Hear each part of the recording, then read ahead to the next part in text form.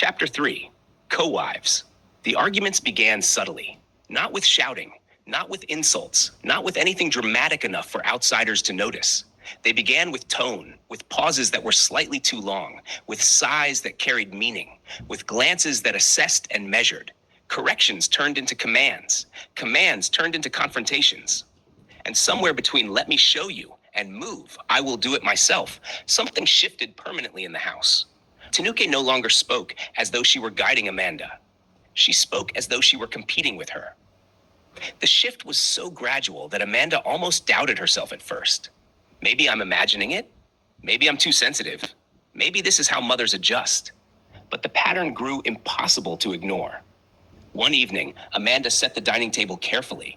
She placed the plates neatly, added folded napkins, even lit a small candle to make the room feel warm. She wanted desperately to create something beautiful, something that belonged to her and Stephen. Tanuke walked in and stopped mid-step. "Why is the table arranged this way?" she asked calmly. "I thought it looked nice," Amanda replied softly. Tanuke began rearranging the plates without waiting for a response. "In this house, we place the forks on the right. Stephen prefers it." Amanda blinked. "He's right-handed. Forks usually go on the left." Tanuke paused and looked at her slowly. "You may have married my son," she said, her voice smooth but firm, "but I raised him." The air shifted. The statement was not loud. It was not screamed, but it was a declaration. Amanda felt something cold move through her chest. It was not about forks. It was about ownership. "I know him better than you ever will." That was the message. Amanda stepped back.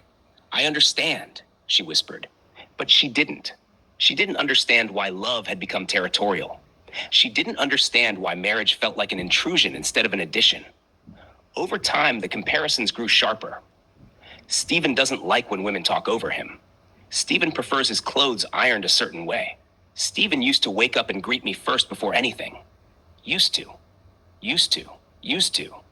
Every memory Tanuki shared felt like a reminder that Amanda was an outsider stepping into a long-established bond. One Saturday morning, Stephen laughed loudly at something Amanda said. It was spontaneous, warm, intimate. Amanda felt joy rise in her chest. But when she glanced toward the kitchen, she saw Tanuki watching. Not smiling, not amused, watching. Later that afternoon, Tanuki called Amanda into her room. "When a wife laughs too freely with her husband," she said, folding clothes carefully, "she forgets respect." Amanda stood frozen. "I wasn't disrespectful," she said gently. Tanuki's eyes lifted. "You are young. You don't understand yet." There it was again. Young, ignorant, inexperienced, as if marriage had reset Amanda's adulthood, as if she had been demoted from woman to student. The confrontations grew more direct. If Amanda suggested an outing, Tanuki would counter it. "If you cook something new, how do you know he likes it? If you spend money this way, is it wise?" Even when Stephen and Amanda discussed private matters, somehow Tanuki inserted herself. One evening, Amanda overheard Tanuki speaking to Stephen in the living room. "You must not let a woman control you," she was saying. Amanda's stomach tightened. "I'm not being controlled," Stephen replied lightly. "You think so now," Tanuki insisted. "Marriage changes women." Amanda stepped back quietly before they noticed her presence. That night, she lay in bed staring into darkness. Marriage changes women. What did that mean? Was she being evaluated for potential rebellion? Was love being monitored for signs of influence? The feeling grew stronger each day. She was not seen as a wife. She was seen as a threat. Tanuki began correcting Amanda publicly. During family visits, she would interrupt Amanda mid-sentence. "She doesn't know that story properly. She hasn't learned our traditions yet. She will understand in time." Each time, Amanda smiled politely. Each time, something inside her folded inward. One afternoon, the tension finally broke into open confrontation. Amanda had prepared Stephen's favorite meal, or at least the version he once told her he loved. When he tasted it, he smiled. "This is perfect," he said warmly. Amanda's heart lifted, but Tanuki immediately spoke. "It's missing something." Stephen hesitated. Tanuki stood, walked to the kitchen, added seasoning, stirred the pot dramatically, then returned to the table. "Now taste it." Stephen obeyed. "Yes, that's better," he admitted. Amanda felt the humiliation like heat rising to her face. It was no longer subtle. It was performance. It was proof. Proof that Tanuki could always improve what Amanda did. Proof that she was still the superior woman in Stephen's life.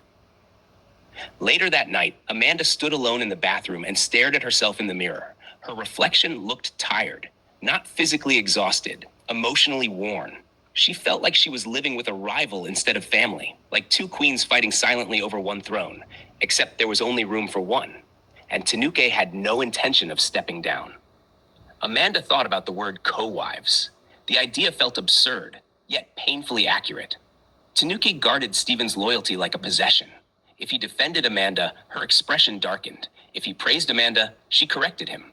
If he sided with her even slightly, tension filled the air for hours. Stephen, uncomfortable with conflict, chose neutrality. Neutrality that always leaned toward his mother. Amanda began shrinking her presence. She spoke less during meals. She stopped suggesting changes. She avoided laughing too loudly. She even began waiting for Tanuke to sit before sitting herself. Not because she believed it was necessary, but because it felt safer. Safety had replaced joy. Caution had replaced comfort. The home no longer felt like hers. It felt like borrowed territory. Every cabinet she opened felt monitored. Every decision required silent approval. Every expression needed filtering. One evening, Amanda finally asked Stephen quietly, "Do you feel like your mom and I are competing?" Stephen looked surprised. "Competing? For what?" "For you," she whispered. He laughed softly, dismissively. "That's ridiculous." But Amanda did not laugh because she felt it every day. Felt the comparison. Felt the territorial energy. Felt the unspoken challenge. "You may have married my son, but I raised him." The words echoed constantly in her mind, and beneath them was another truth Amanda had not yet voiced aloud. Raising him does not mean owning him, but ownership was exactly how it felt. One night, after another subtle argument about household expenses, Amanda stepped outside onto the balcony alone. The air was cool. The street was quiet. She inhaled deeply and let the tears fall freely for the first time since her wedding.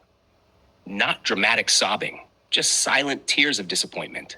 This was not what she imagined. Marriage was supposed to feel like union. Instead, it felt like rivalry. She did not want to fight. She did not want to replace. She did not want to dominate. She simply wanted to belong. But belonging required space. And space was something Tanuke refused to surrender. Inside the house, she could hear Tanuke's voice speaking confidently to Stephen again.